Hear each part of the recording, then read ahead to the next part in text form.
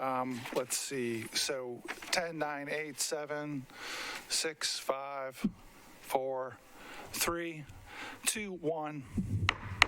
I'm going to call to order the East Bank Stadium Committee on Wednesday, November 2nd. And today we're going to hear about community benefit platforms and community benefit agreements.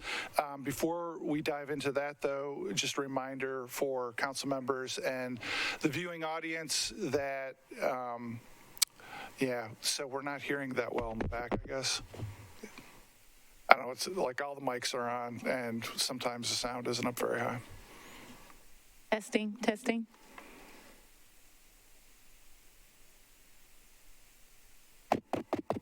Mine. Testing. Oh, there we go. How's that? Is that better? All right, we did it. Thank you, Rosie. All right, before we dive in, just a couple of reminders for council members and the viewing public. The East Bank Stadium Committee webpage, which you can find hopefully pretty easily on Metro's website. I've just been Googling East Bank Stadium Committee information, and it comes up in my browser as the first hit. We've got information about everything related to the existing stadium, the proposed legislation, and as we go through the meetings we've got scheduled, we're accumulating it all there, as well as question and answers, questions from council members, answers from the administration and the team. And as we go forward, really, it's a good bet that any question you've got has been addressed already on that webpage. Check it out. We also have, today is the after today, we'll have another 10 meetings, I think, scheduled between now and December 14.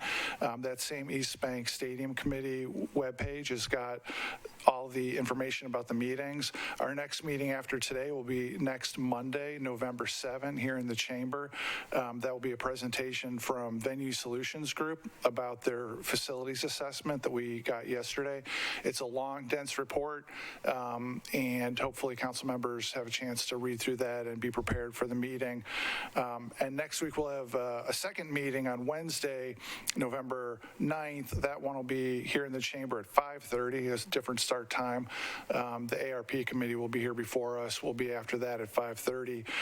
For that one, we'll have a stadium design presentation by the team and an East Bank planning update from the Metro Planning Department.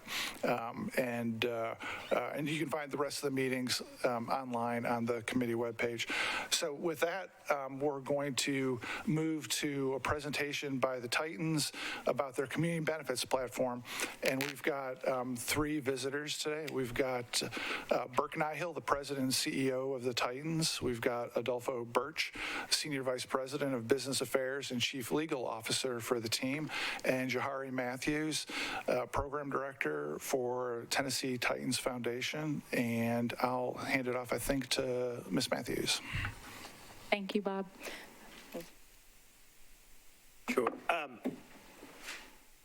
On behalf of the Titans and controlling owner Amy Adams Strunk, thank you, Chairman Mendez, and other members of the committee for allowing us to share details of what we believe is a truly historic and transformative opportunity for Nashville and Middle Tennessee. Since first setting foot in Tennessee, the Oilers, now the Titans organization, has been committed to its new home. From that time, we have sought to form and grow meaningful relationships that could help us to support and enrich the community that welcomed us. Some relationships we've had since day one. We are very proud to count our roommate, Tennessee State University, as our first and certainly a highly valued partner. Others we met along the way during our 25 years of walking alongside the people of this city. To understand our commitment is to understand the many ways in which our organization has been involved over the years. Like any good neighbor, for us that means building and enriching our people and organizations. It means coming to aid in times of need, and it means supporting and celebrating our culture and our accomplishments. On screen are several examples of how we support local organizations and causes, whether that be direct support, youth outreach, raising awareness of causes important to the community, staff service opportunities, or support and recognition for our service members and their families. Each of these ways we have been involved and engaged in over the past 25 years. Being a good neighbor also means giving aid and assistance in times of need, whether that's contributing funding and resources following natural disasters like the tornado or floods, whether it's pitching in to provide COVID test sites and to vaccinate a record 10,000 people in a single day, or turning Waverly High's lost football season into a set of memories that will last them a lifetime. And perhaps most important part of being a neighbor is supporting your neighbors, showing up and participating in the many events and celebrations our community has to offer. Whether that's a celebration for the New Roz, whether that's Pride, whether it's Tomato Arts Fest, all of these types of events, the Titans organization has been proud and honored to stand alongside our neighbors as we celebrate those accomplishments. With that background, we are honored and excited to present our One Community Benefits platform. It represents nearly 2 years of hard work, building on 25 years of service in the community. It involves participation in dozens of neighborhood association meetings, community meetings, planning sessions, and hearings. It involves conversations with more than 700 stakeholders and community leaders. And it involves meeting with residents one-on-one and in groups throughout this county. Our only objective during these sessions was to listen, to get feedback and input from our neighbors, folks who know this community's needs as well as its opportunities, folks who helped us identify the groups that were best positioned to meet those challenges in effective and meaningful ways. That led us to partnerships from which we were able to fashion a platform of programming and direct support that we are confident will be unequaled in scope or impact for the residents and businesses of Nashville and Middle Tennessee. Our organization is literally built on the power of team, and we believe strongly in the power of community. We have always maintained that we are all Titans, and with this plan and your support, we will all be one community. Now, we'll share the details of the One Community platform shortly, but let me first touch on 2 points. First of all, our platform draws on the expertise and proficiency of a wide range of distinguished area organizations, from institutions of higher learning to longstanding champions for community and social justice, to those focused on economic development and empowerment, and finally to those who are helping to nurture and prepare the next generation. Second, we need to be clear that this program is not merely aspirational. The Titans and our partners have signed letters of intent and are entering into binding and enforceable partner agreements that will provide clear metrics against which our progress can be measured. Switch over. Sorry. We will also establish a community advisory board that will be charged with compiling relevant information and sharing it with all interested parties. That committee will be comprised of people who are part of this community, whether it's community partners, education partners, Titans representatives, or the like. Now, to share more details about the One Community platform, allow me to turn it over to our programs director, Jahari Matthews.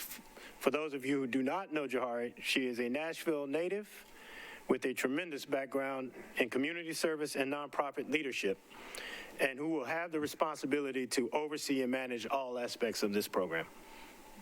Jahari? Thank you, Adolfo. So over the next few minutes, I will share details on each of our 3 pillars while also providing a brief overview of the programs, the intended impact, and the community partners who have graciously agreed to join us in making this happen. I'll begin by highlighting programs created to support the Opportunity Initiative. We believe that a growing and dynamic city should provide meaningful generational change opportunities for the people who live here, and we commit to creating meaningful pathways to jobs, professional training, and small business financing for our neighbors and underrepresented communities. Programs within Opportunity will focus on supporting local small and diverse-owned businesses, commitments to a diverse labor force and vendor pool for construction and post-construction, loan and grant programs, and other initiatives focusing on economic inclusion and growth. To start, the Economic Inclusion Plan will be one of our first approaches to jump-starting the Opportunity Initiative as we plan to work with trusted partner Don Harden Group on ensuring that the Titans' commitment to workforce, residents, and the city are upheld throughout the construction of a proposed new stadium. We want to maximize any opportunity for MBE, DBE, and WBE commitments. This will include fair wage commitment that will include an $18 per hour wage minimum for all direct hires and employees, an emphasis on prioritizing local labor from the Nashville metro statistical area and Middle Tennessee, an intentional approach to competing for available resources, local and national, minority and women-owned, to execute the project, a commitment to maximizing capacity and exceed the city's procurement standards, and we will use all of the resources available to us to exceed the goals we set, a competitive process for construction procurement and ensuring a diverse vendor pool post-construction, an intentional effort to create a measurable method to follow up with workers in the workforce program to ensure they are continuing to gain opportunities after the stadium is completed, engagement with the educational sector to create interest in design and construction from both the K through 12 and colleges, engage with the community to make them aware of the great opportunities available through construction jobs by doing the following: provide a place to receive job applications and interview potential candidates, such as a job site trailer or community space, provide on-site and off-site training for new hire workers to learn various construction trades, create partnerships with the subcontractors on the project to allow and provide for new opportunities to workforce development students. We will also ensure safe practices in and around the construction site as well as off-campus sites that the project might impact. And lastly, establish and safeguard measures to prevent wage theft and slow pay by working with the city, sports authority, and construction managers to ensure implementation. The next program that I will highlight and share about is the Titans First and Goal Small Business Support Program. This will be in partnership with Citizens Bank and the Nashville Business Incubation Center, which will consist of a $2 million fund that will provide loans and grants to small and diverse businesses through additional partners like Corner to Corner and their training programs such as the Academy, and also programs created by the Nashville Business Incubation Center. This fund will engagingly support the launch and growth of Black businesses along with minority and women-owned businesses. To continue building on programs that result in generational change and economic growth, we are also partnering with Project Destined, which is a renowned and leading social impact organization that provides training in financial literacy, entrepreneurship, and real estate through its e-learning platform and live courses. The Titans and Project Destined will work collaboratively to provide a paid virtual internship program focused on real estate and stadium development to 3 different cohorts that will consist of high school students, undergraduate and alumni college students, and an adult program that will specifically partner with the Tennessee Kurdish Community Council to serve individuals in the Kurdish community and new Americans residing in the Southeast and Antioch communities.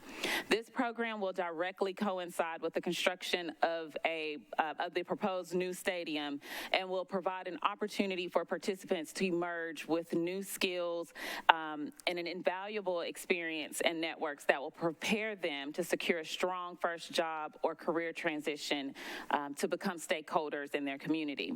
Project Destin has worked with more than 5,000 participants in 35 cities across the U.S., U.K., Canada, and Europe. The opportunity to support programs like Project Destin and nonprofit partners like Corner to Corner has also given us a chance to think strategically and innovatively on how the proposed new stadium can serve as a catalyst to building on our commitment to our community. Because of that, we have intentionally decided to include a dedicated 12,000 square foot multi-purpose community space in the proposed new stadium. This space will serve as a convener for local nonprofits, community-based organizations, educational programming, and for residents to have priority access and usage. This space will be known as the Titans Hope and Imagination Center and will serve as just that, a space where the neighborhood can feel welcomed and have access to on any given day beyond just game days. We envision that this space can serve as a beacon of hope for community leaders, families, creatives, and more to have a place that embodies the true essence of one community. Which leads me into our next area of support under the Neighborhoods Initiative.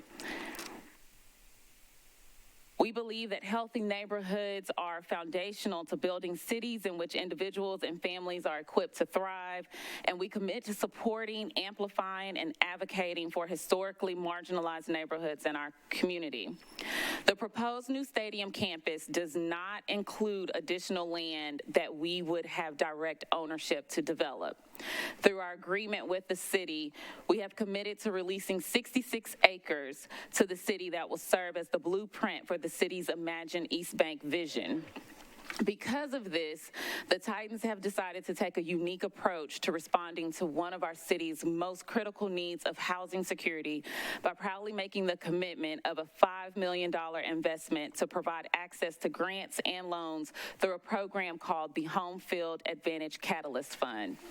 The Titans will work directly with Citizens Bank, the North Nashville Economic Community Development Consortium, and William Franklin Buchanan Community Development Corporation to create a dedicated housing fund specifically established for minority and women-owned firm developers to support shovel-ready builds and ventures.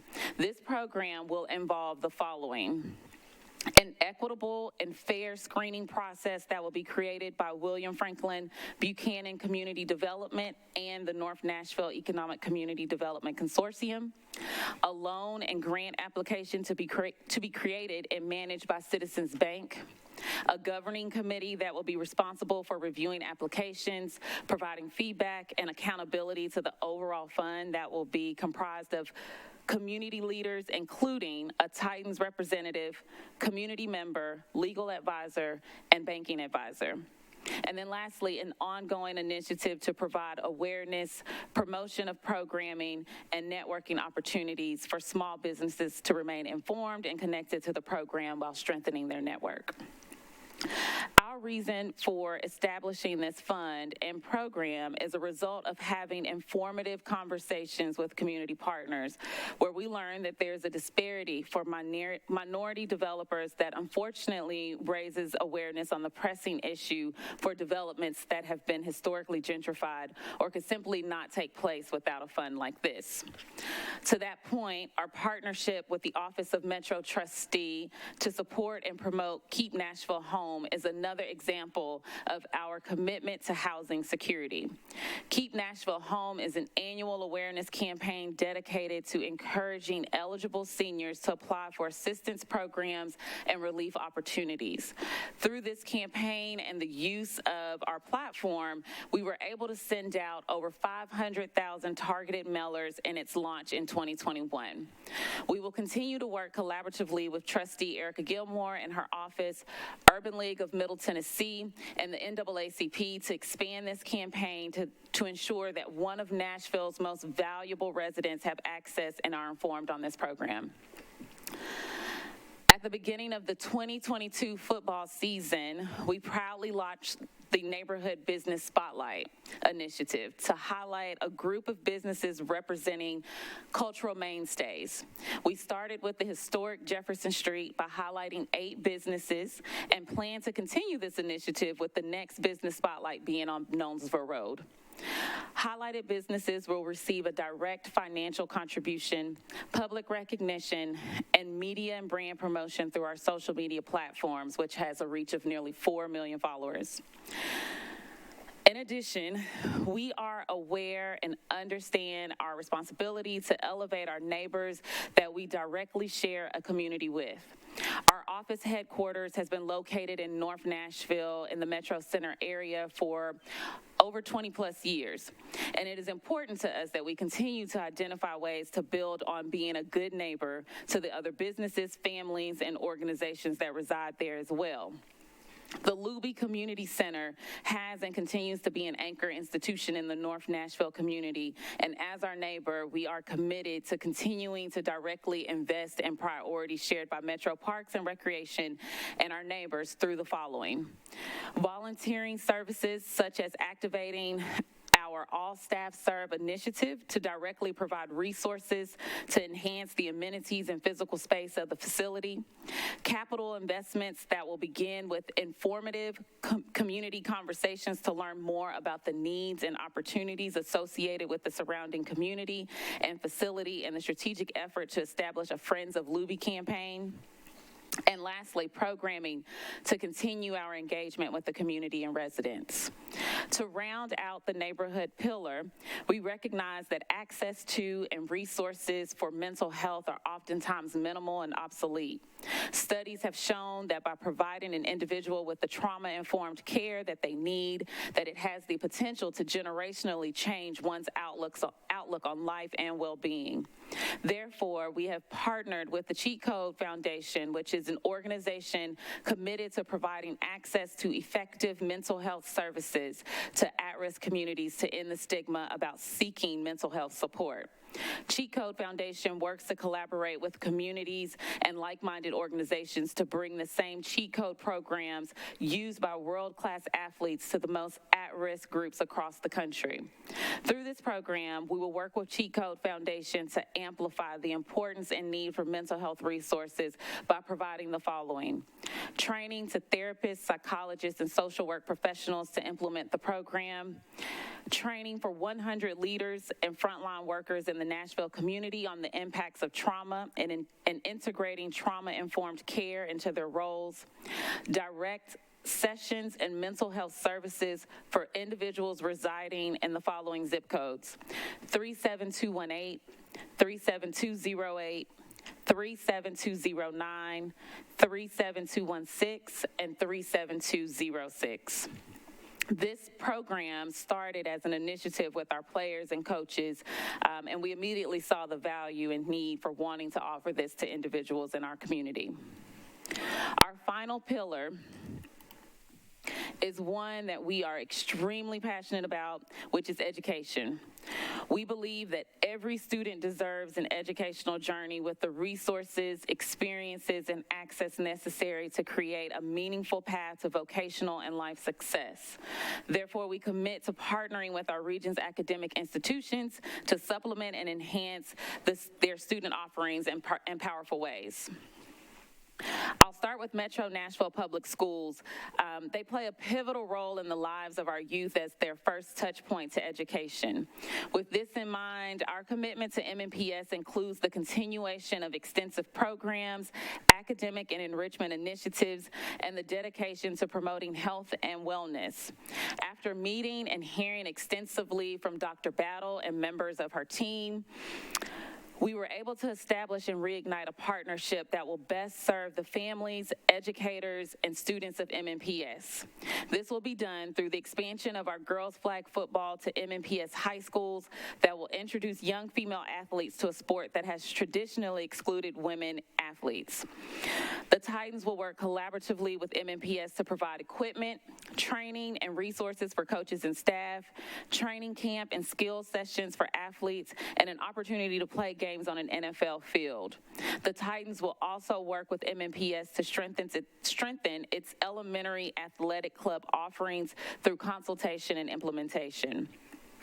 In addition, the Titans have committed to partnering with the academies to provide a meaningful internship and job opportunities to high school students that will offer insight to career paths into stadium and business operations and more.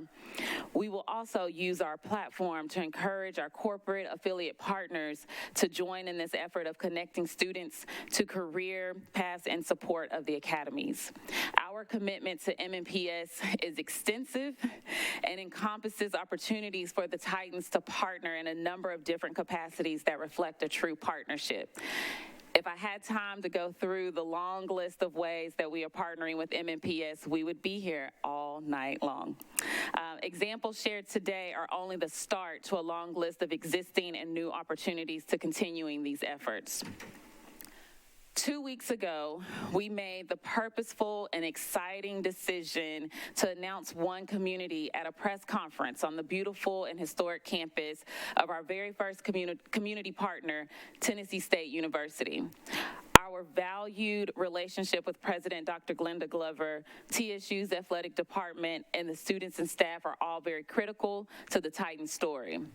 At that announcement, we were proud to publicly share that we will continue to value our relationship with TSU by committing to incorporating athletics, academics, students, and university support through scholarships and job shadowing programs and professional development opportunities into the core of One Community. In support of TSU's athletics, TSU will continue to have the right to play home games at the stadium as provided under the current lease and at the new proposed stadium. For each game hosted, the Titans will cover and waive all stadium usage fees. The Titans will ensure that its proposed new stadium includes an auxiliary locker room appropriate for use by TSU's football team on TSU game days and other TSU special events. Consistent with expected technological capability in a new stadium, the Titans production team will create and execute stadium LED signage platforms to create an immersive TSU home stadium environment for TSU home games. And in addition, the Titans will display TSU promotional signage on LED rotations during Titans games. At the start of the 2023 season, the Titans will also serve as the annual presenting sponsor of the John Merritt Classic. The Titans will partner with TSU to expand game day activation and expanded branded opportunities, commitment to providing connections for students to meaningfully engage with executive level leadership with the Titans and internships that have the potential to result in career pathways, and opportunities for our leadership staff to serve as adjunct professors in the sports management program.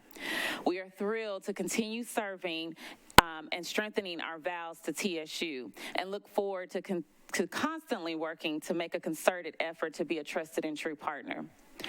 Our younger generation are key to the future of this city and the Titans. With that being said, our commitment to creating annual internships and educational opportunities for local schools and universities that provide on-the-job experience and training are critical to our approach to better serving the community.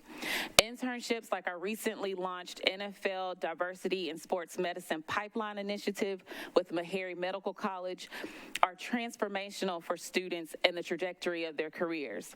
The NFL has made it very evident of its commitment to creating diverse pipelines, and we share in that stance by creating programs specific to our organization to serve students from our local community. We will do this through the Bud Adams Fellowship Program, which will serve as the Titans initiative to create a meaningful internship experience that will provide exposure, on-site training, and mentorship to future leaders in the sports industry. As you have heard today, One Community encompasses our commitment to serve through direct investment in opportunities, neighborhoods, and education. And we're not done. We have said it before, and we will continue to say that we see this as a living and breathing platform that will continue to grow and evolve. After its launch 2 weeks ago, we have heard from a number of nonprofits, organizations, and community leaders who have accepted our invitation to join this work, and the list continues to grow. Our hope is that this will lead to a transformative opportunity to bridging an NFL sports team with the community on a deeper level. We're grateful to all of our partners who have worked with us to ensure that this holds true. At this time, I will defer to our CEO and President, Burke Nihill, to close us out. Thank you. Thanks, Johari. We're proud of this program. It's been a lot of work. It's been a lot of listening. This is something that is quite literally missional for us. 2 or 3 years ago, we set out to redefine our mission statement. We had a mission statement, and it was fine. It was about 85 words, and we weren't sure that it was really driving our employees and our players and our coaches. It was too obtuse, and we set out and asked our staff, our players, our coaches, what it is that makes them wake up in the morning, and what is different about working for the Titans that is different about other places. And everyone came back to the same thing. There was literally just a consistent theme across the organization, and we landed on a 3-word mission statement, and the Tennessee Titans exist to win, to serve, and to entertain. And with service being quite literally at the center of our mission and our purpose as an organization, we recognized that we needed to serve well. And I'm very, very proud of the work that this organization has done since moving to Nashville.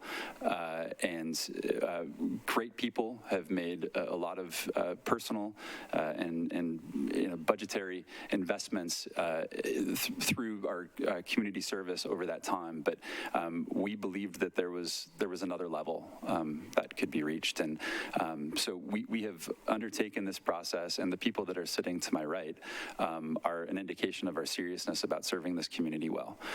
Adolfo Birch was raised here and went off to the NFL League offices, where he was a star for a long time, and we coaxed him into coming back to lead our community efforts, and we're grateful that he has. And somewhere along the way, as we were listening to our community partners and thinking through what a program would look like for the next generation of the Tennessee Titans, we recognized that this job was bigger than we had staff for at the time. It was going to be that type of commitment, and if we were going to do it with excellence, we needed to have somebody that woke up in the morning thinking about executing on this service strategy. And so we looked the world over, and in our backyard, we found Johari Matthews, who has spent her entire career serving this community and was doing it incredibly well at the North Nashville Y, and we're grateful that she's joined us on this journey and is committed to doing her life's work in executing on this program. Adolfo mentioned it before. We started off in a conference room talking about how we can serve this community well, and at some point realized very early that we weren't going to solve, and we wouldn't do it well anyway, in just talking amongst ourselves about how we could best serve our community. So we started off just going to our existing community partners and taking introductions to new community partners, asking 3 questions. What are the challenges in this community? What are the opportunities in this community? And where the Tennessee Titans best align with those? And the result of those conversations is the One Community platform. And we're excited to make these 16 binding commitments. We expect that while those 16 binding commitments are locked in and are going to be the basis of this platform, we expect that we will continue to add, because again, this is missional, this is what we do. So thank you for your time today, and happy to take any questions. Thanks to all of you. Council members, we've got until 5:20, so there's 15 minutes of questions, and then we're going to move to the other parts of the program. So I see Councilmember Parker and then Allen. Start with Councilmember Parker. Thank you, Chair, and thank y'all for being here today. One of the elements that you spoke about was an $18 an hour wage floor, and so I had a couple of questions about that. One being, is that like in place today? Yes.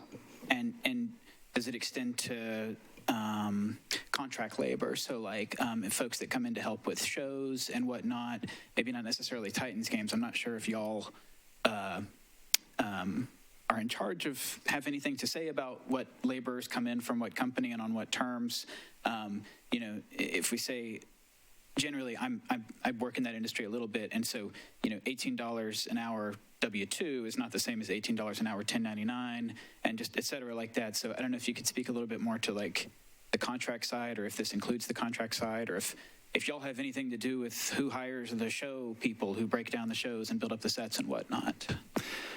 The answer to the second part of the question is it depends. The thing that is under our control is how much we pay the employees who work for us in any capacity, full-time, part-time, and we have already made the commitment and have already instituted an $18 an hour wage floor. In terms of different vendors that would be working shows or other things at the stadium, that's far less under our control. Okay. Okay, thanks. That's the main question I had, so that clears it up. Thanks. Anything else, Councilmember? Not at this time. All right, Councilmember Allen.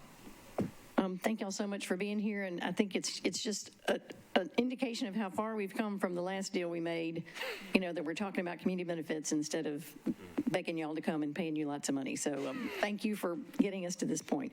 And thanks to all the advocates and neighbors that have pushed for us to be here. So I'm excited to be talking from this point. I'm encouraged to hear about the Community Advisory Board, because I think that it's important to everyone to know that there's some mechanism for accountability. So if you can specify any more about sort of who would be a part of selecting the members of that, and if that would be a orderly meeting group, or just how much have you envisioned at this point, and how much can I think several things I think we could say. I think I want to temper what I say, because I think some of what the committee's responsibilities will be should be determined by the committee, because I think it is important that it's not a Titans thing, it's the Community Advisory Board. And so saying that, I think there are some things that we all feel are pretty important that it be a part of it, and that would be things like having quarterly meetings at least to review and compile data and understand the progress that's going on there's several different ones of these partnerships that will be feeding information ultimately into the Community Advisory Board. So if you think about the Home Field Advantage Fund, there'll be a lot of information that'll flow up to that board that they'll be able to understand, read, and review. Now the Home Field Advantage Fund will also be doing some of that itself, because it needs to monitor the progress of what it's doing. So that governing committee that she talked about would contribute to that. But from the Community Advisory Board writ large, the idea would be to have it meet at least quarterly, have 6 members with a combination of Titans, community folks, education folks, and then have it ultimately create, distribute, and present a report and recommendation at least on an annual basis. And that would be to any and all interested stakeholders, presumably folks such as yourself or Sports Authority or Office of the Mayor, et cetera. Thank you, Councilmember Allen. Anybody else? Councilmember Hurd, I'm sure you have questions. Go ahead. Thank you, Mr. Chair. I just wanted to say that in terms of Councilman Parker's question, that considering that we already have the 20% workforce development legislation and the equal business opportunity, that any vendors that will be working with you would still have to follow those guidelines and regulations, and I'm sure you all will ensure that they do so, correct? Certainly. As will Don Harden. And generally encourage, I think, certainly any partners that we'd be working with, we would be encouraging to do as much as they could to meet the highest and best standards, certainly. Other questions, folks? All right, going once, twice. That's it. Thanks very much for coming for the presentation. Really appreciate y'all's time today. And council members, we've got this presentation now. We'll get it up on the website probably tomorrow, and so you'll be able to look at the fine print in more detail. Thanks again for coming. Thank you all.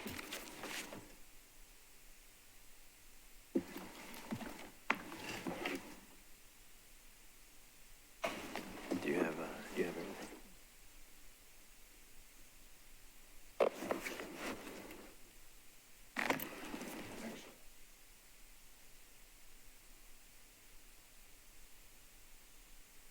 Next on our agenda is a presentation about community benefits agreement generally by Council Director Margaret Darby.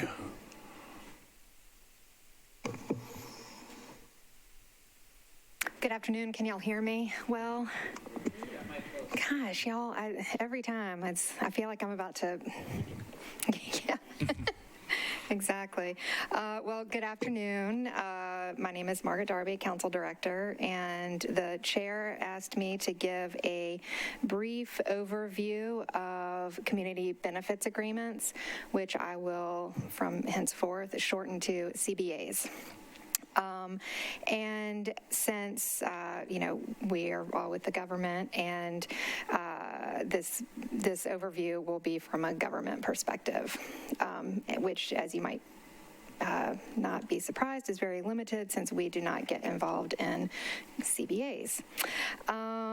So a CBA generally is a private agreement between a developer and a community group or a coalition of community groups, wherein the community group agrees to forego activities in opposition of a project, and the developer agrees to local benefits, which can include things like a promise of local jobs or inclusion of affordable housing or some sort of wage requirements or something of that nature. I think we just heard about some of the types of things that could be presented in community benefits arrangements. So the benefits can vary based on location of the development and a determination of whatever that greatest need to the community and the willingness of the developer is to participate.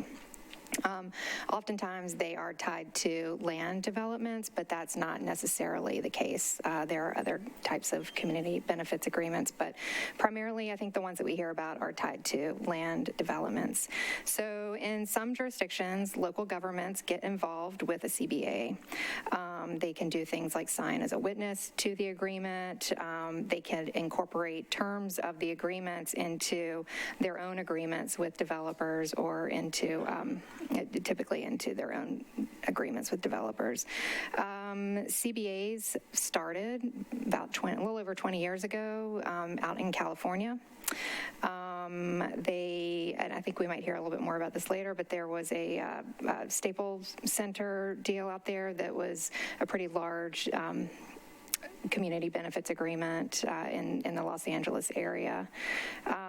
In Nashville, CBAs are relatively novel. I could be wrong here, but I think to the best of my recollection, we have one that's been effectuated here, and that was relatively recent with a portion of a development over by the soccer stadium. And the reason why I think they're relatively novel here is that there's some impediments that have been put in place by state law.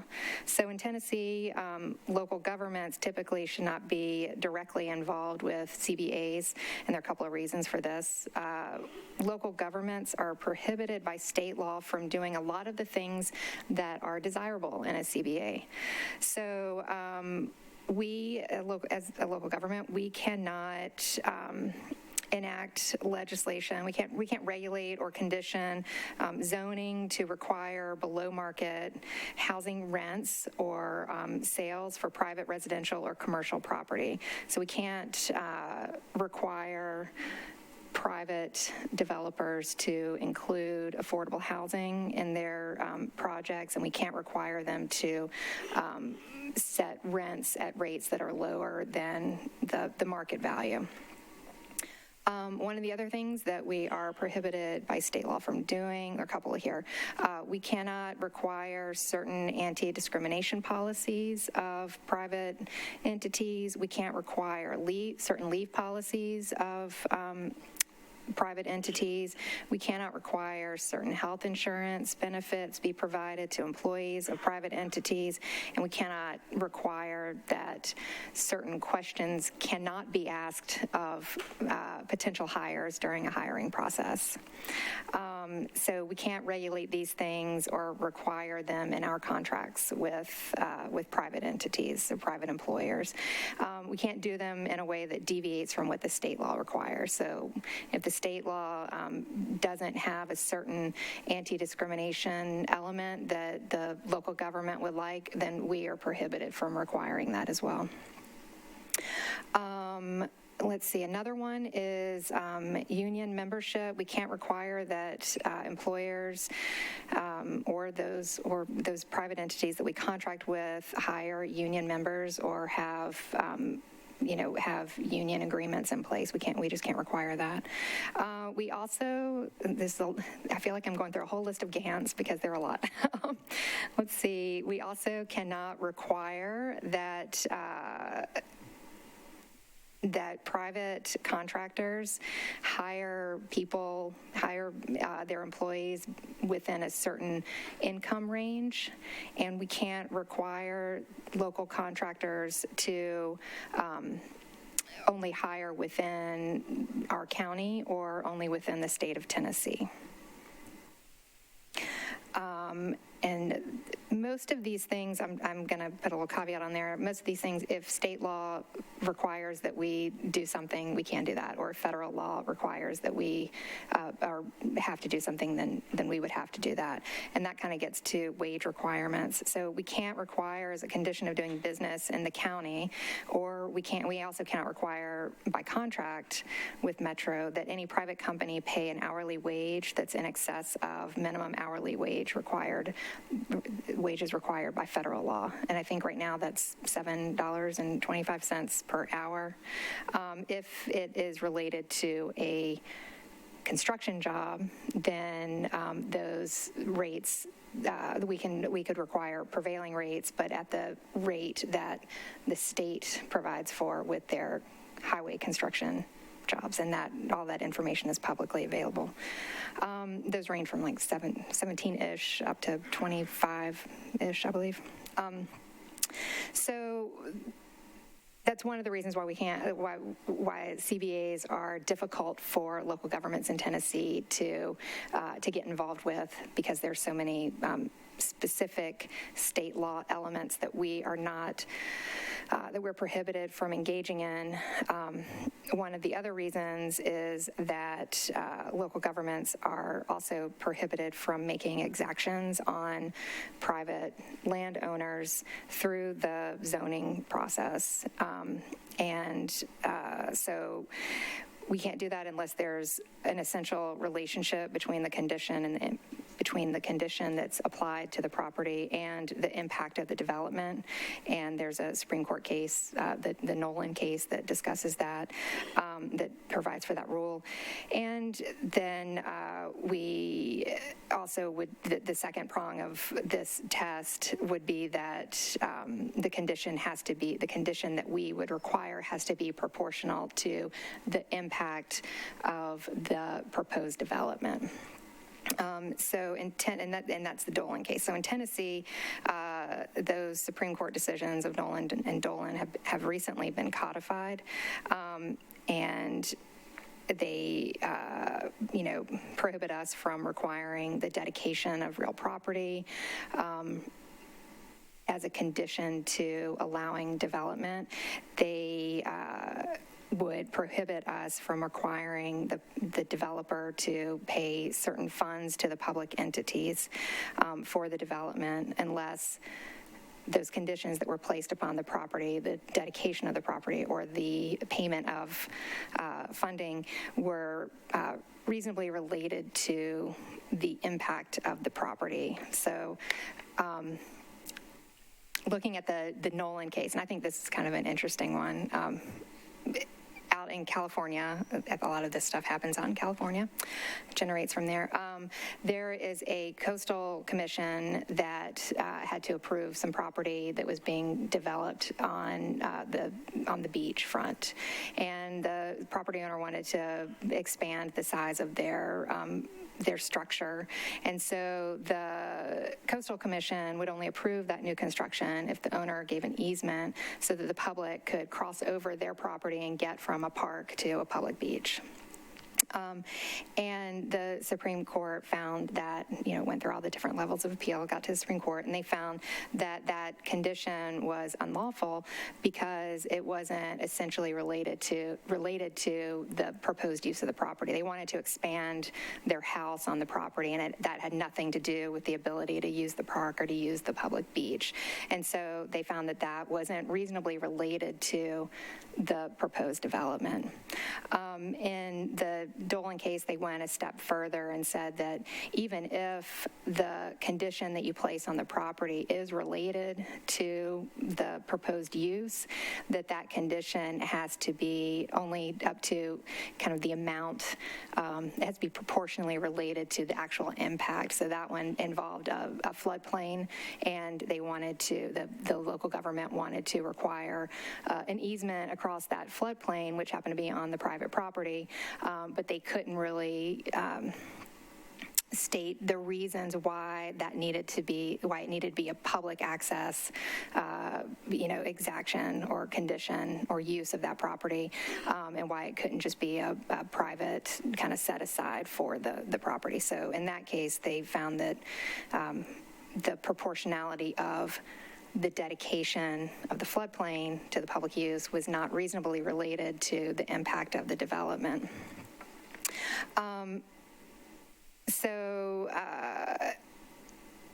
Usually when the way this affects the CBAs is like oftentimes people that are executing the CBAs in these other jurisdictions, the idea when a government gets involved in that is that the CBA is kind of a way around some of these Nolan and Dolan issues, and that's how they intend to use those the CBAs between the private entity and the developer and have the government kind of sign off on those.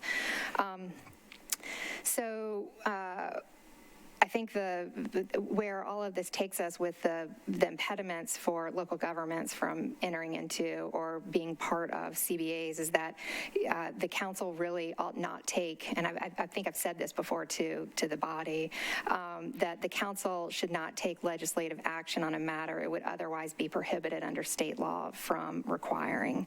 So all of those different elements should not be a component of legislation that the council approves. Metro generally should avoid being involved in the negotiations of a private CBA and should also avoid conditioning approval of legislation on the execution of a private CBA. That's generally the overview I have. Questions? Let me ask one real quick. Can you talk for a couple minutes about well, let me back up. Here on the East Bank, a bunch of the property is owned by Metro.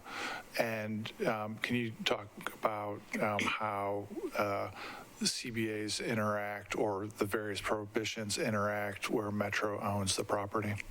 Well, I think if Metro owns the property, we probably would not need to, we can take CBAs kind of out of that context. So if Metro owns the property, it's possible that Metro would be acting in its capacity as kind of a market participant when determining what to do with its own property. So we're still going to be prohibited from many of those elements, like the wage restrictions and the income requirements and the residency for construction jobs or union membership. We're not going to be able to change our anti-discrimination policies, those types of things. But I think that a good deal of conversation is probably related to affordable housing. And in that regard, if we're going to go down the path of, and this is something that the legal department is probably going to have to opine on as well, but if we're going to go down the path of, eliciting proposals from developers to voluntarily develop the public property the way that we would like to see it developed, I think that probably takes us outside of the affordable housing restrictions that the state law has placed on us. But I also want to say that I am hoping that the legal department will also opine on that as well. All right, thank you. I saw Councilmember Druffel and Parker. Who else? Well, let's just start with Druffel. Yeah, could we just get that outlined somehow so we have that as backup? Do you have an outline form that we could I took notes, but I'd like to. I can put my outline into something that's a little bit more formal than just notes. I was trying to. That'd be helpful because there's a lot of detail in this, and I just was curious to where. I would have done a presentation, but typically this type of stuff on a presentation is just, it doesn't go over well. Anyhow, yeah, so that's okay. Exactly. So right, I'll put it together in a more formal document. Be helpful. Thanks. Councilmember Parker. Thank you. Yeah, and Chair, you kind of got to this. My immediate thought was, does this Dolan-Nolan stuff apply to public property wherein there's a sort of landlord-tenant relationship, which is fundamentally the relationship that I understand we have a legal relationship with the team here. So it sounds like that's there is a lot more flexibility with the landlord-tenant relationship, the public property. So I guess you've answered the question that I had. Thank you. Yeah, I think the key is out of the laundry list of prohibitions under state law, some of them are more flexible. And I do think most importantly, the idea of if Metro owns land and wants to say, hey, development partner, we want whatever amount of affordable housing subject to legal agreeing with the analysis, that seems like it's a different ballgame where it should be allowed. Yeah, and two, not, it's like a contractual relationship that Metro's entering with a private partner voluntarily. It's not a condition of an approval or anything of that nature. Presumably, there some of the items in the laundry list are specifically related to Metro's ability or Metro's contracts with private entities. But in that scenario, since Metro would be, developing its own property, Gotcha. I think that there's some wiggle room. Again, Gotcha. want to get Thank some you. follow up with legal department. Councilman Withers, then Hurt. Thank you so much for that, and I apologize that I have to head out here in a few minutes for another community meeting, so I appreciate you recognizing me early, but just wanted to touch on that, and I believe that we have another presentation or a future committee meeting, I think, that includes planning, and certainly Metro planning could come out, but obviously with the East Bank plan that we've gone through to look at the Metro-owned land, there were a lot of public comment about affordable housing. and the Metro Planning worked considerably to refine some of those recommendations in the last month or so after the draft was released. And so we do have some recommendations for Metro-owned land, and just wondering if if we could get a short version of how the existing East Bank vision plan document potentially would guide affordable housing discussions for the Metro-owned land, understanding that I think we'll work that a little bit later. But I guess my understanding of it is that the Titans are not developing housing at all. They're developing a stadium. And so I think that the affordable housing discussion is very important, but is potentially a little bit of a different piece than the lease of the stadium facility, but would still be part of a future discussion. I'd say yes, but one, I think we heard last week, nobody has any idea whatsoever what's going in the Stadium Village site at all. And two, the what's called the campus and the term sheet, 105 acres total. That's the Metro land. So presumably, if you take the Envision East Bank planning document and the term sheet together, one would assume that all the affordable housing, most of the affordable housing, would be in the campus. And that's what I assume. I think the parties would say we don't know yet. So I think there is overlap, and I think you're right on November 9 when planning is here. I think we'll want to pick up this part of the conversation. Councilmember Hurt is next. Thank you, Mr. Chair. Will the Equal Business Opportunity Program be enforced with this construction and all of the associated construction of the East Bank development? Well, I think that that's going to be part of whatever RFP gets issued and whatever the procurement process that we go through. We'll probably address that when Metro's looking for the developer to come in the developer to come in and make proposals about what should actually happen with that East Bank property. Okay, and you also said that we could not require local hires, but could that not be emphasized as a first right?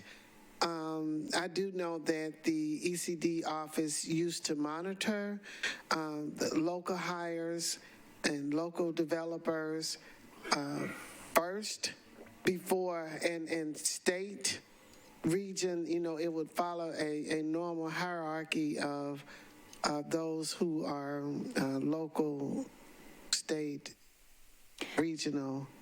I think that what ECD does did, and hopefully will continue to do, is to, ask how many local hires and where people are, where the employees are coming from. But they don't make a requirement that, say, a certain percentage of the hires on a construction job are from Davidson County. But it can be strongly recommended. But they usually will ask, but they also the entities and this has come up in incentive agreements with private entities, but the private entities typically are not required to give that information, but they can provide it, but we can't require them to give that information. Right, but I know that there are some allowances in the Equal Business Opportunity legislation that emphasized some of those things to ensure that there was more embracing of those kinds of things. And I just wanted to make sure that they were going to continue to be enforced in this project as well.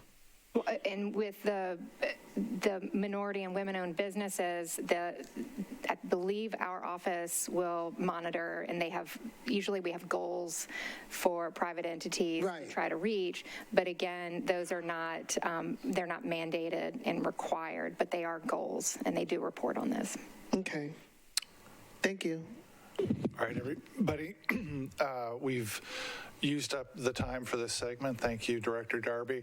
As a reminder, I forgot to say this earlier, I know it's a broken record by now. All questions from council members go to Ms. Godin. They're going to be submitted to the administration once a week. Hopefully they're going to get us answers once a week. And our next segment is a panel of community advocates to talk about community benefits agreements in the context of the stadium and the East Bank. And I'd ask them to come on up, and I'll do some introductions while we try to get the arrangements set up. We'll need a fourth chair, I think, up here if we can do that. We've got, I see Kay Bowers from NOAA, Morley Albert from SEIU, Nathaniel Carter from Stand Up Nashville, and Tamika White from Equity Alliance. And I know some of you have been up. You know, these microphones are a little ticklish. You got to speak right into them to make them work, especially for soft-spoken folks. Hey, thanks. Thank you all for being here.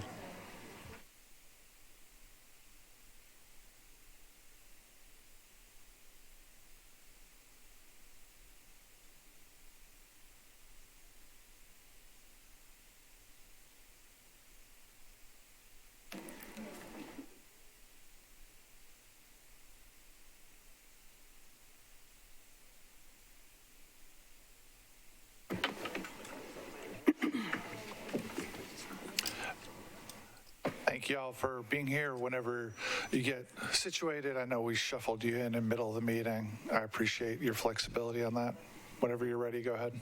Thank you, thank you. So I am Marley Albert, and I work for SEIU, Service Employees International Union. I'm also chair of Stand Up Nashville, which I'll introduce, and then I'll explain who Stand Up Nashville is.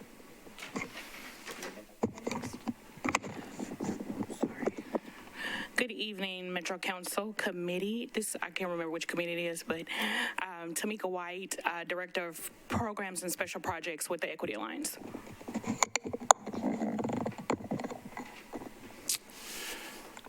You go first.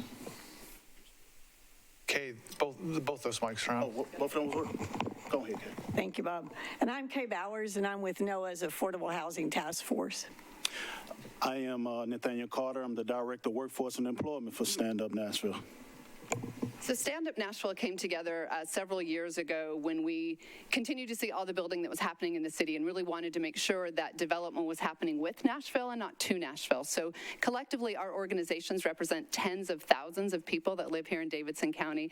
And our organization, you see, oh, you don't see, because I need to hit the slide. On the slide up there, the different organizations. So NOAA, Nashville Organized for Action and Hope, the Central Labor Council, LIUNA, Local 386, SEIU, the Equity Alliance, the Painters Union, and Power Switch Action are all the organizations that originally came together to create Stand Up Nashville.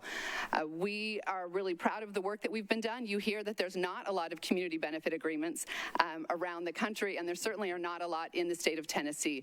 But we know that as development continues to happen here in our city, it is an option. It is not one, as you saw with the soccer stadium, and we're going to talk about how we did that. We did not come and ask any of you to sit at the negotiating table. That was not proper then. It is not proper now. We are not asking elected officials to be there negotiating.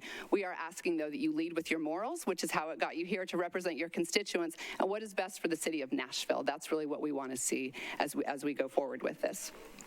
Kay is going to talk specifically about community benefits agreements. The CBA movement is centered on this belief that public sector and private sector investment and economic development in our communities should bring measurable, permanent improvements to the lives of our residents, particularly low-income residents and communities of color, through good jobs, affordable housing, and neighborhood services. Communities across the country have used CBAs for about the past 20 years, as you have heard, beginning with the Staples Center project in Los Angeles. CBAs are one tool among many for equitable community development. And we hear this word equitable a lot these days. In the recently adopted East Bank Vision Plan, Section 4.4, Item 1, it speaks to an equitable and affordable East Bank. An effective CBA process that meets high standards ensures that residents' voices are elevated, that they have a meaningful seat at the table, and that large-scale developments provide them with actual benefits that are tailored to their needs. As this slide shows, please back up. Please back up again. Just go to the next slide. Yeah, I'm pushing the button. Okay, stay right there. A CBA agreement is legally binding. It applies to single projects and applies not only to the developers, but to their successors and other parties. Core principles of good CBAs fall into the categories of representativeness, transparency, concrete and meaningful benefits, and accountability. Marley? I'm trying to get to that one. It won't let me go. We've lost the slide. I'm very sorry. I've got paper copies. I'll pass it out. Okay. The slide is in your packet. The principles on the slide, along with Section 4.4 of the East Bank Vision Plan, really provide an excellent yardstick by which elected officials and the public can measure proposed economic development activity on the East Bank, including the Titans footprint and the city. Elements of effective CBAs outlined here stress the essential role of community coalitions. They follow a defined process that is easily accessible to the community. They result in strong legal documents with specific concrete terms that provide assurance to the community that developers, successors, and other parties fulfill commitments. One of the most important pieces of an effective CBA, and it aligns with the principle of transparency and full representativeness. The process of working within an initiative to arrive at an agreement should be easily accessible to the public. The public should know about it. There should be outreach, community engagement meetings. One example is we had a fish fry this past winter where over 200 folks from our community came out, had fish on a February Sunday afternoon. They did it. And they told us through this activity, through all their sticky notes, what they wanted to see and what they didn't want to see. And I think we have that report that's easily available if you'd like it. Passed it out to them already. On the flip side, next slide, ineffective CBAs. Yes. An ineffective agreement results in developers co-opting and retaining power. The legal language is opaque. The enforceability language is weak. Benefits don't actually benefit the community, and sometimes they don't materialize at all. In 2001, 3 community organizations negotiated a comprehensive CBA for the $2.5 billion LA Live Sports and Entertainment District in Los Angeles. 21 community and faith-based organizations and over 300 residents participated in the LA Live negotiations. Public subsidies for the project were over $200 million and provided the rationale that these projects should provide benefits for all members of the community. Developers' commitments under the CBA terms of the development agreement became enforceable, and the local government took it on because there was so much public subsidy involved in the project. The CBA did require the creation of an oversight committee, which you've heard of, and this committee provides ongoing regular accountability mechanisms for enforcement. And then the Oversight Committee meets with developers quarterly, providing an opportunity for the developers to update the coalition on the status of the project. The terms are explicitly made binding on successors and interest to the original developer AEG, which honored its obligations to require subsequent developer and purchasers to assume responsibilities for meeting the developer obligations. And the slide highlights the actual community benefits achieved from that project. An example of an ineffective CBA is a New York project, Atlantic Yards, now called Pacific Park, Brooklyn. The project included an arena for the New Jersey Nets residential and office complexes. Unlike the Staples Center project, the developer picked a group of 8 community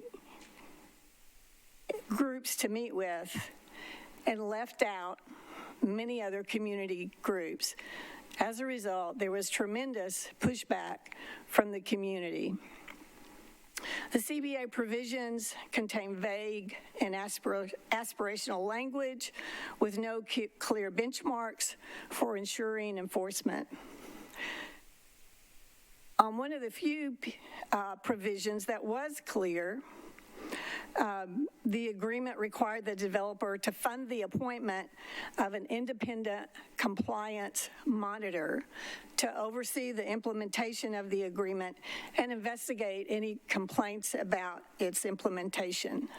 10 years later, the developer had not fulfilled this obligation. Media reports on the progress of the development revealed that amidst various delays, the developer's compliance with the affordable housing requirements fell woefully short, and there are questions as to whether the affordable units were actually affordable. In addition, only 26% of the construction jobs promised by a certain period were fulfilled, with very ambiguous and sparse data provided by the developer on the number of local and women-owned firms who have received contracts on the number of jobs provided to Brooklyn residents. Thank you, Kay. So the slide that I can't get to come up there, but is the one particularly talks about core principles. So in the handout here, and we'll get this to y'all so you can put it on the website for everybody. Because I do want to say there's a rumor, so I'm just going to tell the truth. There's a rumor that Stand Up Nashville believes we own the idea of community benefits agreement. No, we want everyone to have a community benefits agreement. If I could go to every neighborhood association in Nashville and teach them how to do this, we would. We just want them to be strong, solid, and real so that they're actually legally binding and they impact the community in powerful ways. That's what we want. We do not have sole ownership of this. We want everyone to have this knowledge, which is why we want to put it out there. But one of the core principles, like I said, is the fact that it's inclusive and transparent and provides meaningful benefits. So Tamika is going to talk to us about some of that community engagement.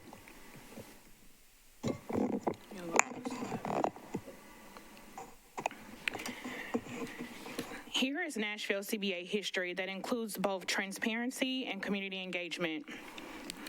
Transparency is 1, openness, 2, communication, and 3, accountability. Transparency is important because the community needs to be able to trust the process.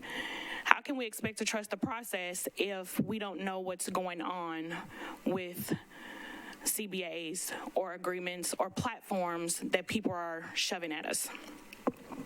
Community engagement means to involve or work actively with communities or a group on specific priorities, values, and goals.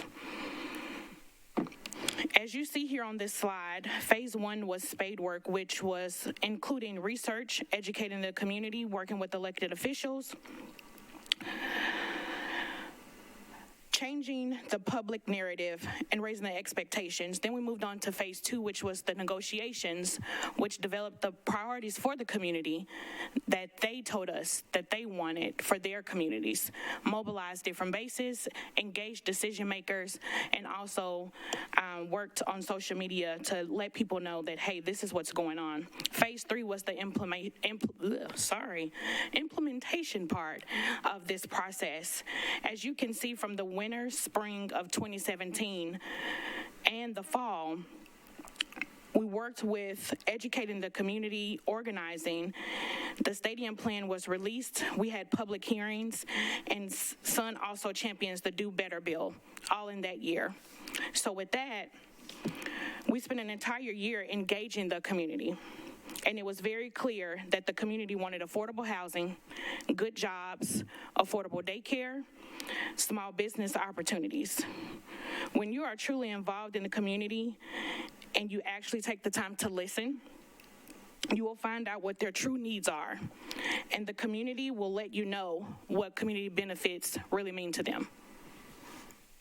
One of the ways that we engage the community was through popular education, and maybe if technology is on my side, okay, hopefully we're going to click on this. It's a short 5-minute video. It's a cartoon that we put together, put it on YouTube and on Facebook for folks to see, to understand, because as we said, there's not a lot of community benefits agreements in Nashville in particular. So we put this together to sort of understand what it is. So it's a little cheesy. We embrace that, but just go along and please watch it.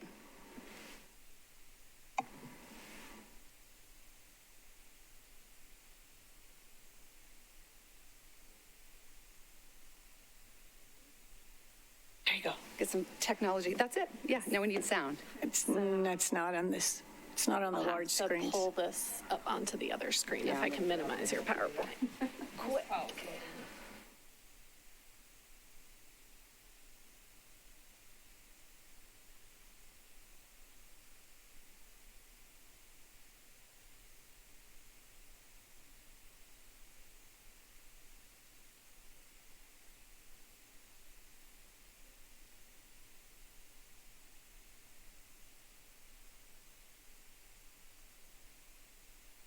Our sound might be muted on here because of the...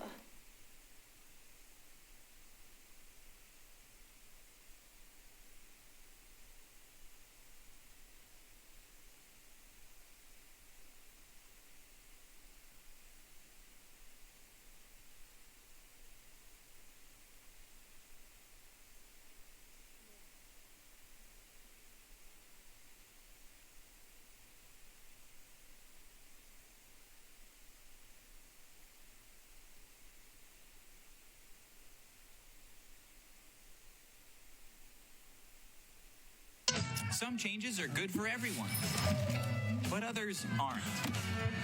The rents are rising so quickly, many people can no longer afford to live or work in the town that they love. Your neighborhood is facing redevelopment, and as a result, the current population risks displacement. So who is responsible, and how can you ensure that development benefits the residents instead of replacing them? Let's start with the basics. Redevelopment is when a private development company buys property and turns it into something they can make a profit from. Redevelopment operations can vary in size, from a single lot to an entire neighborhood development plan. Good thought. Why not voice your concerns with the city? They might even offer you meetings with the developer or a city-appointed planning authority who will listen to your concerns. The city will look out for you, right? Developers need city approval to build their projects. And here's where you'd want them to leverage a deal to benefit the residents. But developers have lots to offer a city. With campaign donations, project funding, and the fact that new development can bring increased tax revenue, new jobs, and amenities to attract new residents, it's not hard to see how a city might do everything it can to please the developers, often at the expense of the residents. Sometimes a small group is able to voice their needs, but what about everyone else? And how can you tell whether your concerns will be taken into account or dumped in the trash? When you get a new apartment, do you just trust that the landlord will respect your needs as a tenant? No, you need a lease or a legal agreement to guarantee that your needs are met and both sides do what they say they'll do. A contract between the concerned residents and the developer is called a Community Benefits Agreement. A CBA gives decision-making power to the community. A CBA is the only contract that can guarantee that the needs of the residents represented in community groups are included in plans for development. Because in a CBA, the community groups are signing and enforcing the agreement.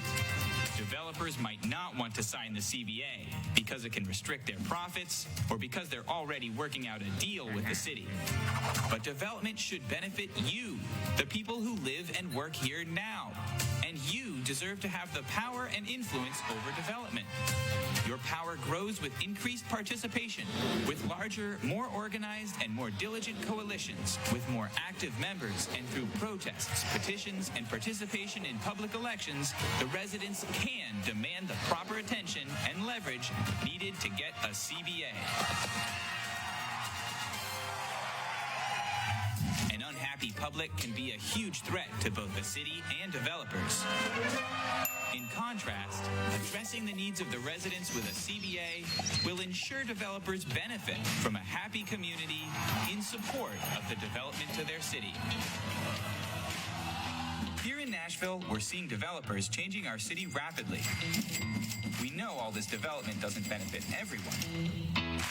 We are Stand Up Nashville, a growing coalition of community organizations, residents, churches, and unions working to ensure all of our communities benefit from development without displacement through specific goals outlined in a legally binding CBA between a developer and Stand Up Nashville. But time is running out, and we need you to join us. Participate in our meetings, spread the word, and make sure Nashville is added to the growing list of communities across the nation who've developed with a Community Benefits Agreement.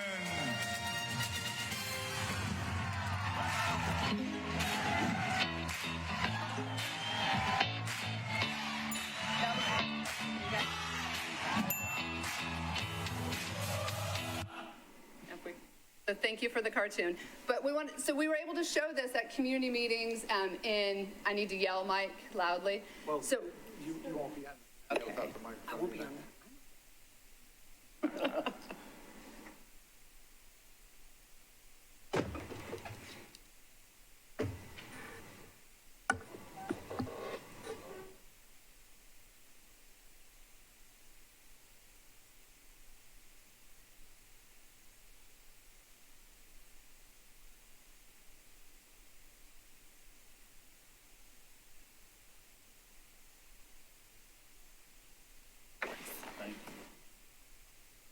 So I was saying we showed this at neighborhood meetings, at union halls, mosques, synagogues, churches, to really educate the public about what they could look for. And the important part, again, is that we were widely communicating this all over. So some of our concerns about what we've heard is that these meetings were happening, and yet, again, we represent tens of thousands of people across Nashville, and we haven't been invited to any that we've heard about.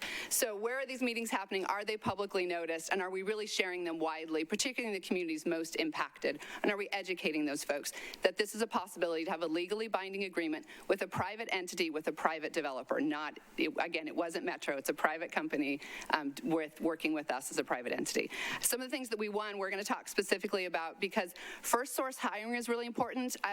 Councilman Parker asked a good question about paying for the vendors for those that really aren't Titans employees. We knew this was going to happen also at the soccer stadium. A lot, and it just happens a lot. Now, there are the big companies, and then they subcontract out with other people who subcontract out with other people, and we lose a lot of accountability when that happens, and folks are really exploited in that process. And so we really wanted to make sure that as the soccer stadium came on, that there was something called first source hiring, and that people were really hired by the soccer stadium, by that company, to work for them. So, Nate, you want to talk about that? Good afternoon, you all. My name is Nathaniel Carter. I'm the Director of Workforce and Employment for Stand Up Nashville, and I manage the Music City Construction Careers program, which connects men and women of all ages and experience levels with quality careers with union skilled trades. I also spearhead the First Horse Hiring Program, which was born out of the Community Benefits Agreement with Nashville Soccer Holding, which opened up 315 jobs in the Promise Zone areas. As you can see, I wear a lot of hats with Stand Up. But the connection between them two and all, my involvement is I want to help people get quality jobs. I want to tell you more about what I do and why I do it, but first I want to bring to your attention some news that came out last week. You all have heard of Oracle, a company that Nashville made a huge deal with last year. They laid off an untold number of employees last week, including many that had relocated to Nashville just earlier this year. Companies make promises to make good press and get good tax breaks. They also break promises all the time. Nobody bats an eye. There are companies, they have a bottom line. That's what they all do. But that's the exact reason why we care about CBAs.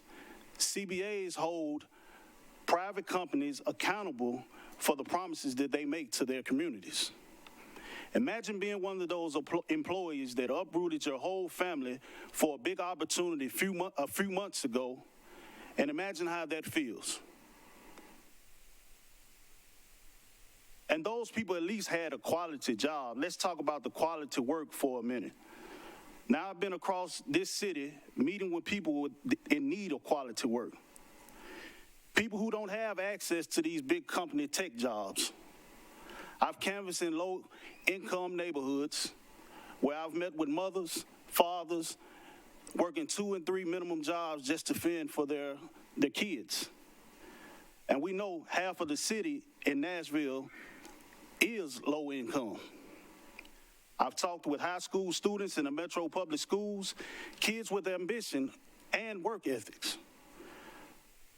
But who knows? Colleges is not for them right now, or for whatever reason that it may be.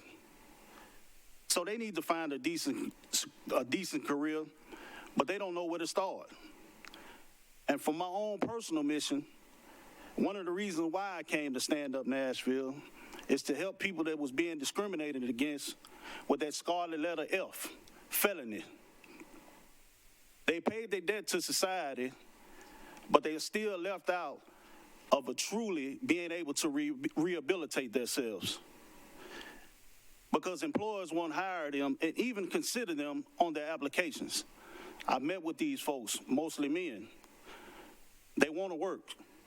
They're not given the opportunity.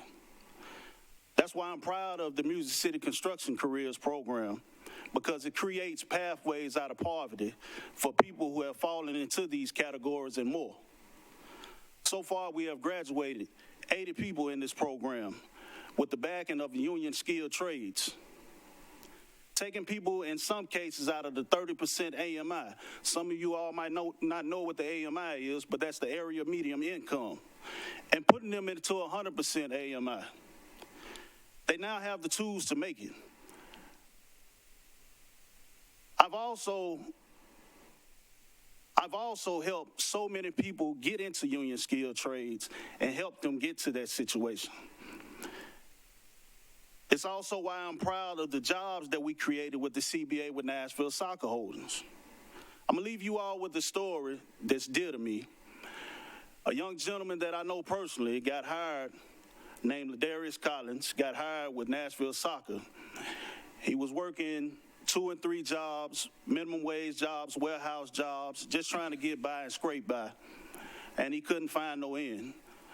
So now he's 21, and he's making $21 an hour as a security guy with Nashville Soccer. Has health insurance, and the best thing of it all, and we know how hard it is to find affordable housing in the city of Nashville, this young man moved out of his mother's house at 21 years old and got his first apartment. He is supporting himself thanks to the quality work provided by Community Benefits Agreement. That's what quality work does. It changes lives. We have enough big, rich companies in Nashville that nobody in the city of Nashville should be struggling to find quality of work. That's why we need accountability, and that's why we need CBAs. Thanks, Nate. We have a final slide. Nope, not on that. I don't really. There it is. That shows what we want together specific to the soccer CBA. So this idea about a sliding scale child care center, it was one that was new to us. Again, it did not come from anyone up here. It came from these listening campaigns that we did, and we did design charrettes where we asked folks in the community, if you could design something, what would you want? And we heard over and over again, affordable sliding scale child care is so hard to find. Knowing we didn't have that expertise, we went out into the community and said, who did. Some of you may know Gina Tech. She is very well renowned in the state for the child care knowledge that she has, and she came and sat with us and negotiated with us what we needed to do to get in writing what a sliding scale child care center would look like. You see the other items that are on there. The other one that I'll highlight that was really interesting was as we went up and down Nolensville Road and talking with folks there, they wanted micro units. They're not able to go in and to lease any space at Geodis Park. It's just simply too expensive. But could we create micro units so you could have small mom and pop entrepreneurs come in and whether it's food or crafts or their wares, share that with the public and give their small entrepreneur a bump. And we were able to get that negotiated. So it was those ideas that really came from the community that we're able to sit and negotiate with many people in the room. These negotiations didn't happen in the dark, behind closed doors. It was open to the community as well because we really want this to be a transformative and transparent process. So that was really important. Finally, I just want to say something that Darby said, that I thought was really interesting about the cases out in California. It was proportional to the impact of development, and I love that phrase because the impact of development, y'all, we're talking about a $2 billion at this point, maybe more as construction stuff goes up. That's a huge impact. What is proportional to the impact of that development as far as for our community, for benefits to the community? Is it proportional to the impact of development? As corporations move to town, or they renovate themselves, they're not entitled to our public goods. We should put guardrails in place to not just give away our land, our bonds, our TIF, any of that for charity trade-offs. We really should create expectations for what we want to see as folks are here. We know that they are coming and will continue to come, and we hope that more of the community will ask for this and will begin to demand this as folks move into their neighborhoods. We have more information that we will share with you. If you really want to deep dive into all of this, it's there. Again, happy to share all this information and to take any questions you may have. Thank you. Question? Thanks to all of you. Any questions from the group? I see Councilmember Parker. You're up first. Yeah, thank y'all for being here and presenting today. I've gotten to be at some of the Sports Authority meetings where updates have been given regarding the soccer construction and implementation of a lot of those great things that y'all helped negotiate for. It really seems like standards were raised, and that was a project that, though I was not a council member at the time, as a Nashvilleian, I'm proud to see. I had one question about, if I remember right, there was a wage floor in the soccer thing, which was maybe $15.50 at the time. I was doing just a little bit of napkin math here on 18 an hour, which comes out to like $37,500 a year if you're working full time. AMI for an individual is $79,200. That puts that under 50% AMI. I was hopped on Zillow and looked at rental units. That person would be able to afford rents of $936 a month. I know I'm throwing a lot of numbers out here. This is just napkin math, but $936 a month. There were 6 units listed on Zillow within Briley and 440. Impressive, you found 6. Yeah, well, if you've ever looked for housing on the low end of the spectrum, you'll find that what's listed is probably not actually available at this point. Yeah. So I don't know, is there, obviously the cost of living in Nashville is like skyrocketing. So did the soccer deal contemplate inflation in the wage floor? And then, what do y'all think is best practice for handling inflation of a wage floor? To be honest with you, son, that is what I actually deal with. So when we negotiated this agreement, it was in 2018. The inflation, we was thinking, hey, $7.50 was minimum wage in the city of Nashville. $15.50 would be amazing to give anybody. they stayed firm on that $1,550 because it was a legally bonded contract. But behind the scenes and behind closed doors, I have gotten them up to raise their minimum floor up to $1,750.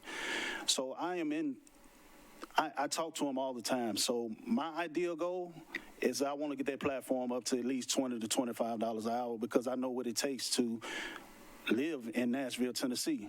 The things is, and what I tell them, and I go to meetings and I talk to them and I tell them, you want your employees to come and work for this minimum wage, but they're living in Donaldson, or they're living in Clarksville, or they're commuting back and forth, and they can't even stay in Nashville. So we have to come to some type of agreement on raising their wages, and they listen. They listen. So it's going. Yeah. Well, thank you. I think that just anything. It's. I mean, I think that across all sectors of Nashville are struggling with being able to pay folks enough to live here, but certainly big public projects. It's great to see some raising of standards there. So thank y'all for your work on that. Absolutely. Appreciate you, brother. Thanks, Councilmember. Anybody else? Councilmember Toombs. Thank you, Chair. So I have a question around, or maybe a couple of questions around community engagement. So with the Envision East Bank plan, there were a lot of different meetings to come up with what will be included in that plan. A lot of residents attended those meetings, and I understand that the residents who attended your event did not attend any of those meetings. So with that in mind, what is effective community engagement when you've had the meetings, hundreds of people have come to those meetings, they've voiced their opinions, they're residents of Nashville, but then you have another segment of people who did not attend any of the meetings. It reminds me of a rezoning in my district, or any rezone, not any particular one, where you've done a bunch of community meetings and a lot of people have come out. 6 months later, someone pops up and says, I hate it. And they get 10 other people to say, I hate it. So what do we do as a city at this point when we've had a certain level of engagement, but from what I'm hearing from you all, that wasn't enough? Are we supposed to start over? What do we do from this point? Can I ask a clarifying question back? I don't think we said that y'all haven't had community meetings. I haven't known of any Titans meetings that we've held, to be totally honest. The East Bank Reimagine is yes, but I haven't heard Titans meetings for the 2 years, plus they've been here for 25 years.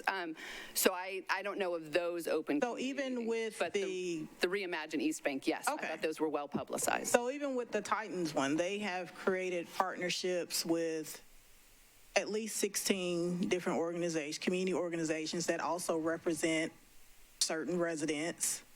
And they've gone to community meetings, whether they called them or just showed up, or however they went about having those community meetings. And so now here they are, 2 years later. And so going back to my question, where do we go from here in terms of community engagement? I think that's a good question, Quante, and thank you for that. When we say community engagement and the East Bank Reimagine, it gets kind of difficult because a lot of those meetings were held in the daytime when working class people like you and I are at work. And there were times that we made in our schedules to attend those meetings, and the people that were in those meetings were not people who live in the East Bank. Some of them are maybe direct benefits from the East Bank.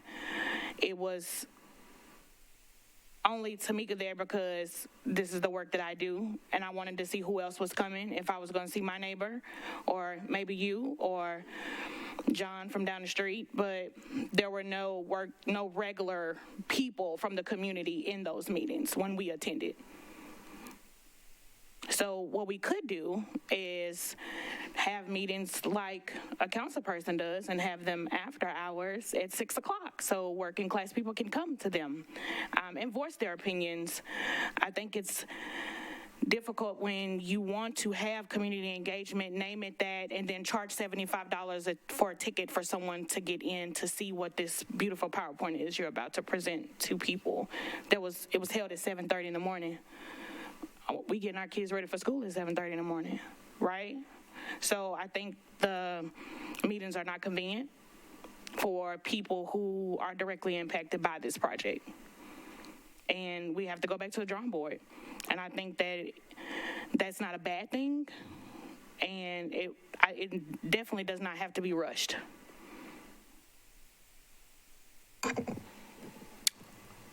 Any follow-up, Councilmember? Not at this time. I'm sure I'll have something later, but not right now.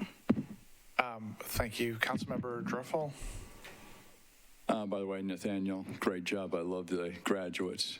I got a chance to go to his graduation last couple of times, and what a cool bunch of kids. Call them kids, but they're really neat people. If you've seen the public comments for the future, is this appropriate in your minds? The number of meetings that we have? Yeah. Have you seen that? I just was curious because I think you're absolutely right. Transparency in this whole process, as Mendez is sort of leading us down this road, is really a big deal. But I want to make sure that you feel pretty good with this public comment. I was really happy that they were on different sides of town, right? And that they were publicly noticed a lot. Sure. And that we've been talking about them, that they're out there, that they're in the evenings. So, yeah, I thought those were really good. I just want to make sure. Thank you very much. Yeah. Thanks for coming out. Sure. Councilmember Hurt. Thank you, Mr. Chair. I'm kind of on the same wavelength as Quante, because some of you know that we did have a workforce development program in North Nashville that did touch all 4 quadrants of Nashville, and we did have meetings after hours, and people did not show. My concern is that we have so many community organizations, and how do we determine who gets what? Because it seems as though we're trying to do something good, and we try to assist the organizations for whom we believe are experts, and then there's other organizations that come and say that they're actually the experts and they're the ones that can do it, and then why did you get us, or why did you get them and you didn't get us? And it's just like everybody is fighting for the crumbs that are being given. So how do we come together as community and make sure that we all get it? Because I think if we come together, stand together, fight together, we all win together. Amen. Well, I mean, you just described capitalism and folks fighting over crumbs, so maybe I'm not a good one for that. No, I would really say we have to look to who has a proven track record. And that's why we wanted to come and educate folks. Currently, Stand Up Nashville, again, we don't want to be beholden to it, but we're the only ones that have negotiated one of these in the state of Tennessee as a private entity with another private developer in a legally binding way that was transparent with the whole community. And we want more people to do it. That's just the history of where we are right now. I hope that's different within a couple years, and we can list all the neighborhood associations that have done it, but have done it in the way that have also looked at the other experts. When we were first doing it, y'all, we brought in those experts from California, and they came and they helped us say, like, how do we do this? What do we do? Knowing what we didn't know. So that's just one thing I would say, is there is a proven track record of how this is done. It's not just made up. And it certainly shouldn't. One of our concerns is that people are going to use the language and start calling things community benefits really from the top down and just throwing it around. That's charity, and that's awesome. That's helpful. But it really didn't come from the community, from our community and up. And I think that's what we're trying to really show the difference of what that is. So coming together, how do we all come together for us to win together? Right. And who determines what? Because, you know, that kind of reminds me of some of the larger nonprofit organizations that have the capacity, and the smaller nonprofits don't have the capacity, but they're actually been the ones on the ground doing the work.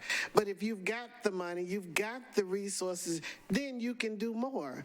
And it's always going to be that divide, and never, ever able to bring the type of equity that is necessary. So with you all being the big dog, so to speak, then how do you make sure that the others come and work together and help them rise to the occasion as well?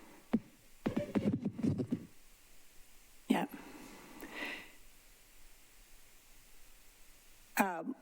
One of the realities of community and economic development, and I tie those two together, is that it is bumpy and it is messy. It is not a straight line. This is not a manufacturing process. It's just bumpy, but it requires people and organizations to come together themselves and enter into these conversations about what does the data show? What do our community needs assessment reports show year after year after year after year that we need? It's in the data. And then we have organizations that work in these different segments, trying to make a difference, trying to make things better. So people's lives are changed permanently, not just for today and next week, but permanently. So I believe that it is possible.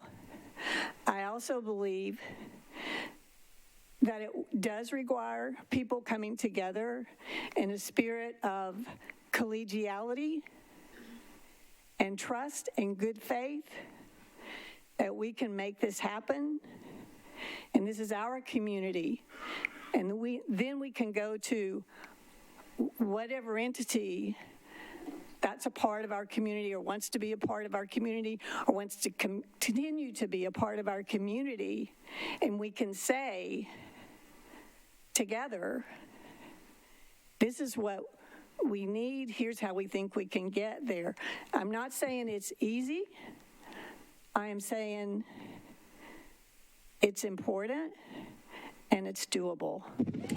I know that it's doable, and I think there has to be intentionality on all parts, because I've been a part of organizations where there's been shared wealth and opportunities, but in the end, even though the organization may have been the one to share, the other organizations may have catapulted to other levels, and they've not come back and helped those organizations that actually helped them get to where they are.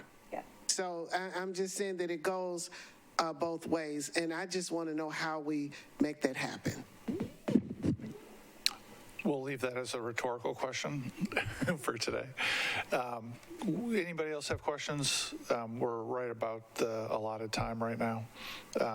Thank you so much for coming today. I know you guys got a lot going on, and thank you for putting the presentation together. And we'll get you'll get us the full version, and we'll get it posted tomorrow.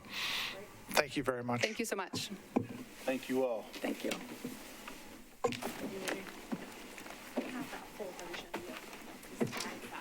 I don't know why it didn't come out. It was weird, but I have it and it'll be posted. And then, council members, we've got a, thank you very much. We've got a 15-minute discussion period. We're down to like 5 of us, 6 of us. But really what I wanted to ask at this point is, we're talking about a lot of stuff on our calendar in a very short period of time. And if there's any blind spots I want to, that you perceive that we should be learning about, and I do, so that's really the question. And go ahead, Councilman Parker.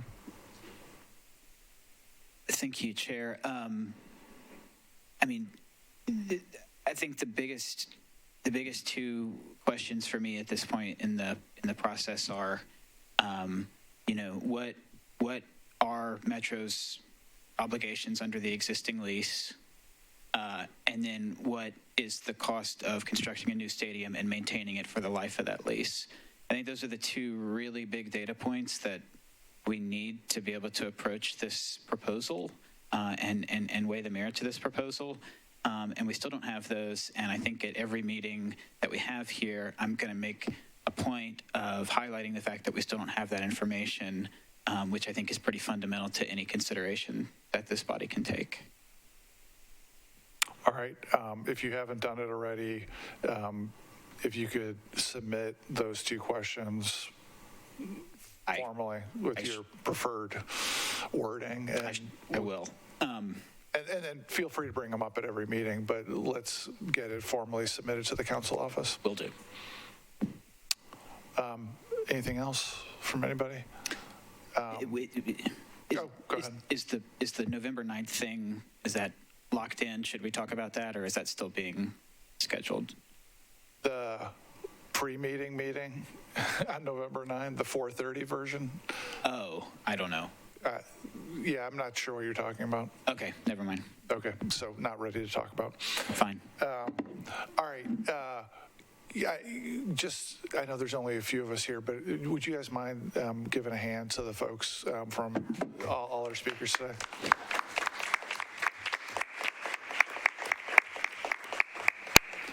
Thank you. I know everybody's tolerating us, and I sort of demanded this schedule on a particular day, and I appreciate everybody being here today. Our next meeting will be Monday, the 7th at 4:30 p.m. to talk about the VSG facilities assessment. Thanks, everybody.